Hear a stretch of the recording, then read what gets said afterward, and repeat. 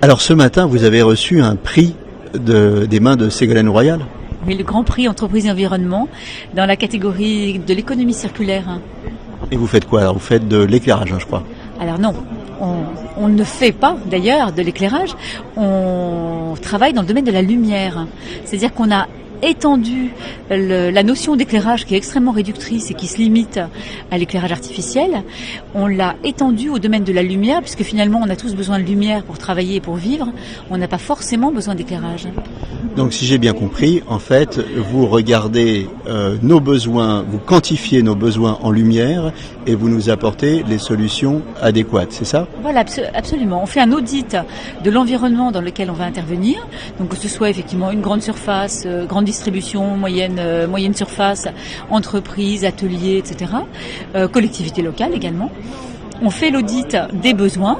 Donc on s'adapte complètement aux usagers, on les interroge, etc.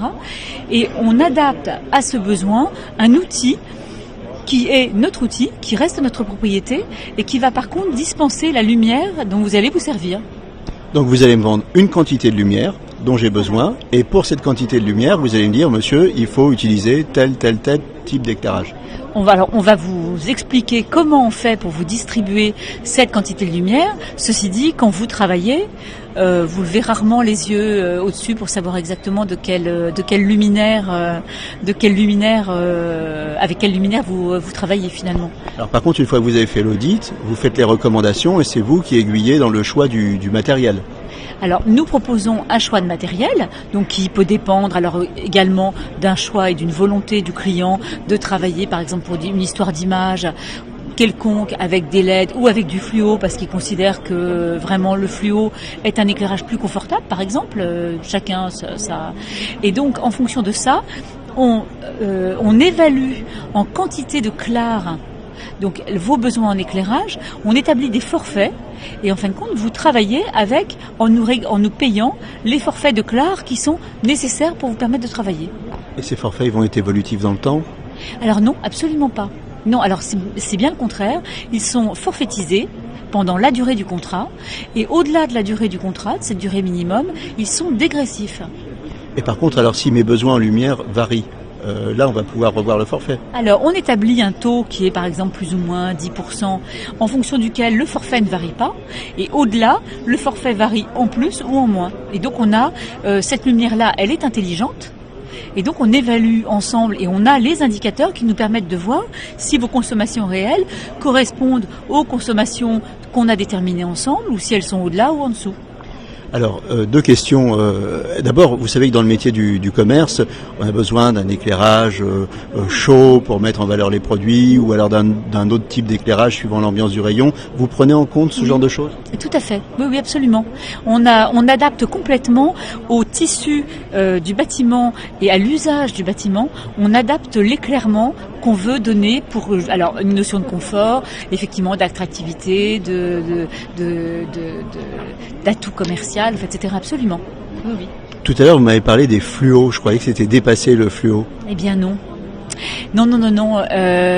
Au début de sa création, Clarlight s'est appuyé, et ça a été l'origine de sa création, sur un brevet totalement innovant en matière d'éclairage fluo qui redonne à cet éclairage-là, au-delà d'une valeur de noblesse qu'il a depuis longtemps perdue, puisqu'effectivement on considère que c'est un peu has-been et un peu dépassé. Eh bien non, pas du tout, puisque cet éclairage-là conditionne 50% de consommation en moins, donc la moitié de la consommation disparaît, pour un rendement énergétique nettement supérieur.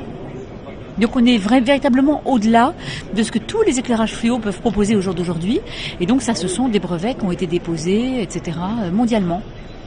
Quelles sont on va conclure là-dessus, quelles sont les erreurs principales ou les idées reçues que les gens ont par rapport à l'éclairage et quels sont les points qu'il faut investiguer quand on veut faire un audit de son éclairage? Alors, très bonne question.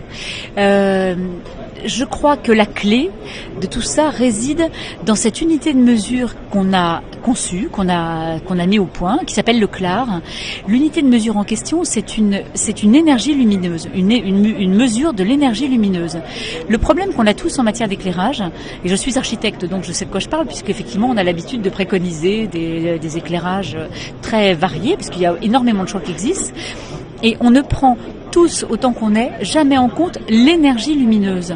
Or, tous, on a besoin d'une certaine énergie lumineuse pour travailler et vivre confortablement.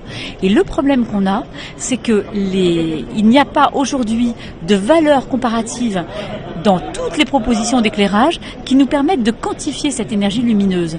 Seul Clarlight est arrivé à modéliser et à quantifier l'énergie lumineuse. Et là, on se rend compte que les appareils ne sont pas du tout tous les mêmes à ce niveau-là.